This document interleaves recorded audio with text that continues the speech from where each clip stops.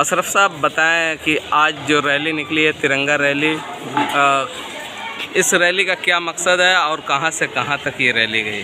ये रैली तो हमारे श्रीबाग मदरसा बहलूम से निकल कर पुरानी सब्जी मंडी होते हुए सदर चौक से कोतवाली तक गई। कोतवाली के बाद सैदी रोड होते हुए ये श्रीबाग चौकी तक, इसके बाद उधर से साबरी मस्जिद होते हुए नई ईदगाह होते हुए वापस श्रीबाग मदरसे में आई।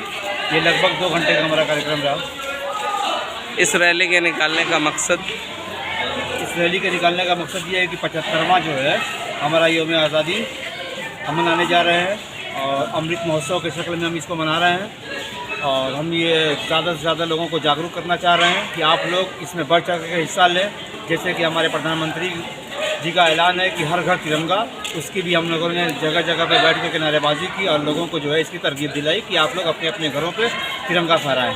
एक बात आपसे जानना ही है कि आपने बताया कि कल जो 15 अगस्त है उस रोज़ आपके यहाँ कार्यक्रम होगा, प्रोग्राम होगा, तो मुशायरे का भी प्रोग्राम है क्या? जी, हमारे वहाँ हमेशा ये हमारी परंपरा रही हमारे मदरसे की कि हर साल 26 जनवरी 15 अगस्त पे हम लोग जो है मुशायरे का बाकायदा इंतज़ाम करते हैं और कल्चरल प्रोग्राम भी करते हैं और पेंटिंग वगैरह का भी प्रोग्राम हमारे वहाँ होता है, कंपटीशन होता है।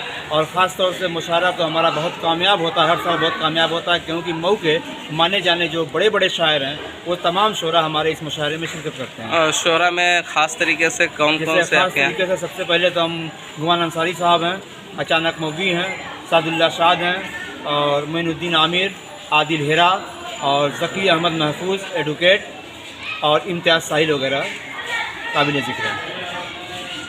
कितने बजे तक ये प्रोग्राम चलेगा? अब तो इसका कोई टाइम टेबल नहीं है। अब जब 8 बजे से हमारा कार्यक्रम शुरू होगा, जब तक चल जाए, दोपहर तक, शाम तक, जब तक ये प्रोग्राम चलेगा हम लोग इसको चलाएँगे। ठीक।